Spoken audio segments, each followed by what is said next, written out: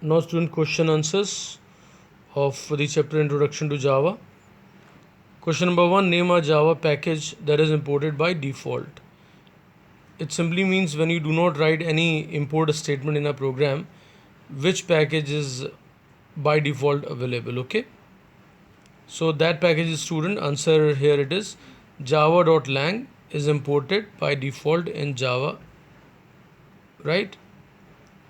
Then question number 2, it says explain the significance of the following Java library packages. So first one here it is java.lang.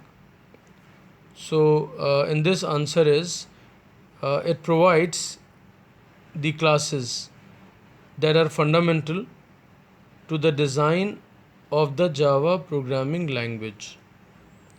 Important classes it contains are object. Student, this is very important class object, right? And which is the root of the class hierarchy.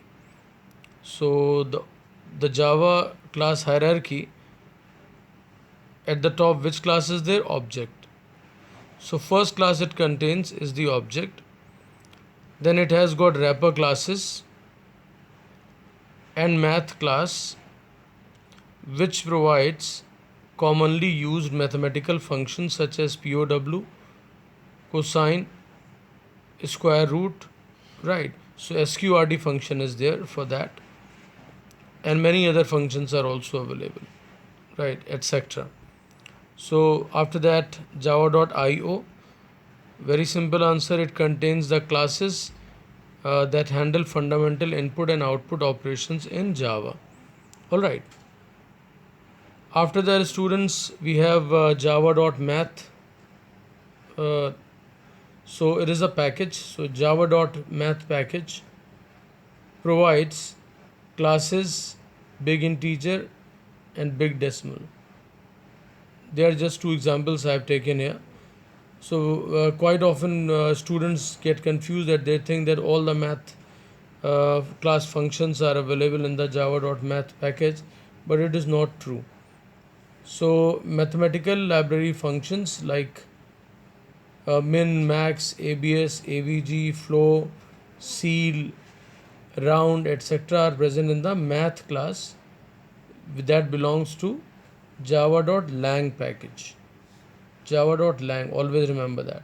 So java.lang.math class should not be confused with the java.math package. That's very important.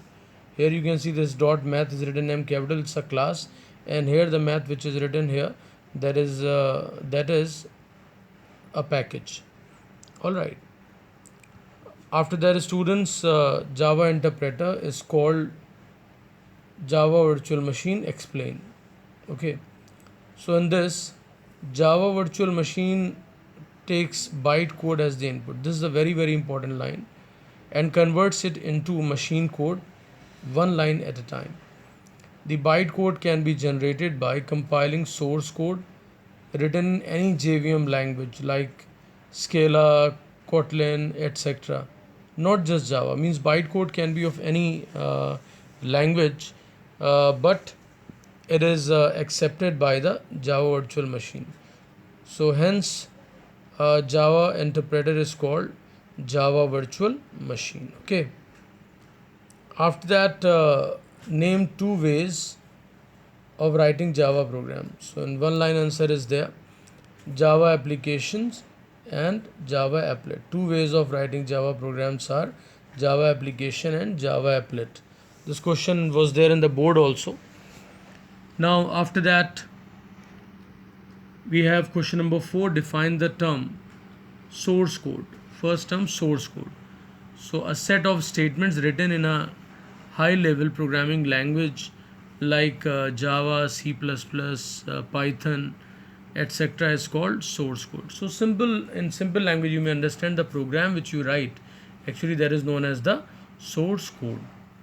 All right. After that, students, we have got machine code.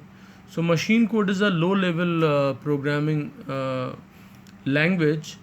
Instructions in the machine code are written as a sequence of zeros and ones.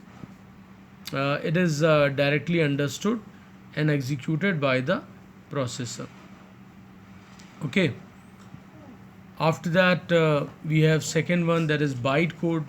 So bytecode, as I've already told you in the previous question, that bytecode is basically the input to the JVM. But how it is produced? It is produced after the compilation of the Java program. So let me read the answer for you. Java compiler converts Java source code. Source code is your program, okay? Java source code into an intermediate binary code. It is called bytecode. Then bytecode cannot be executed, students, directly on the processor.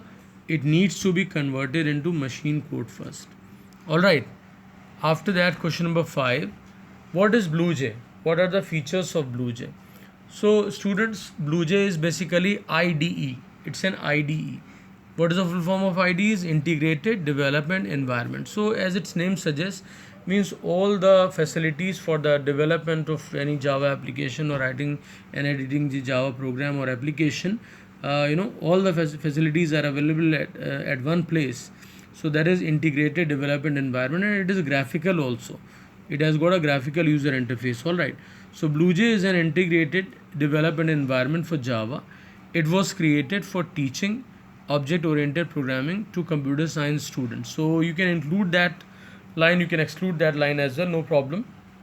But what matters is the full form, that is integrated development environment, full form of IDE. Okay. Features of BlueJ include a simple beginner friendly graphical user interface to develop Java programs. All right. After that, question number 6.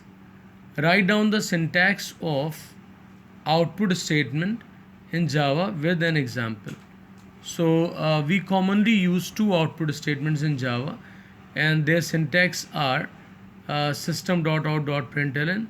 This statement prints data on the console. Data to be printed is passed to the println method as a string. After printing the string, it places the cursor at the start of the next line. So the next printing happens at the start of the next line. System.out.println, there you can write the output value which you want to print. This statement also prints data on the console. Data to be printed is passed to the print method as a string. After printing the string, the cursor remains on the same line at the end of the printed string. So the next printing starts in the same line just after the end of the previous printed string. So in very simple language, you may write this answer. You may say that system.out.println, whatever means we write after, or what if there is a print statement after the system.out.println. So whatever is going to be printed through that print statement will appear on the next line, because it not only prints the value whichever is there in the parenthesis, it actually takes the cursor to the new line. System.out.println I'm talking about, and print function keeps the cursor on the same line. Okay, you can understand it this through this example, that JVM for system.out.println, JVM stands for then system.out.print Java, system.out.print virtual, system.out.print machine. So here you can see first statement is for